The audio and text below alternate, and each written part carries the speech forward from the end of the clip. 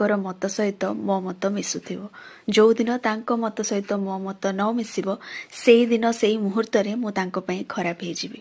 ଏବେ ମୋ ଲାଇଫ୍ରେ ଯାହା ବି କାମ ମୁଁ କରୁଛି ସେ କୌଣସି କାମକୁ ନେଇକି ମୁଁ ସେତେ ବି ସିରିୟସ୍ ନୁହଁ ଯେ ଯଦି ସେ କାମରୁ ମୋତେ ସକ୍ସେସ୍ ନ ମିଳେ ତାହେଲେ ମୁଁ ଡିପ୍ରେସନ୍କୁ ଚାଲିଯିବି। ବାସ୍ ଜୀବନରେ କିଛି ଛୋଟ ଛୋଟ ସ୍ୱପ୍ନ ଅଛି, ଯଦି ପୁରା ହେଇଗଲା ତ ଭଲ, ଯଦି ନ ବି ହେଲା ତାହେଲେ ବି ନିଜକୁ ଏହା କହିକି ବୁଝେଇଦେବି ଯେ ମୋ ଭାଗ୍ୟରେ ନଥିଲା। ଗୋଟେ ସମୟ ଏମିତି ଥିଲା ଯେତେବେଳେ ମୁଁ ଭାବୁଥିଲି ଯେ ସମସ୍ତଙ୍କୁ ଖୁସି କରିଦେବି, ସମସ୍ତଙ୍କ ମନ ନେଇ ଚଳିବି, ସମସ୍ତେ ମୋତେ ବହୁତ ଭଲ ପାଇବେ।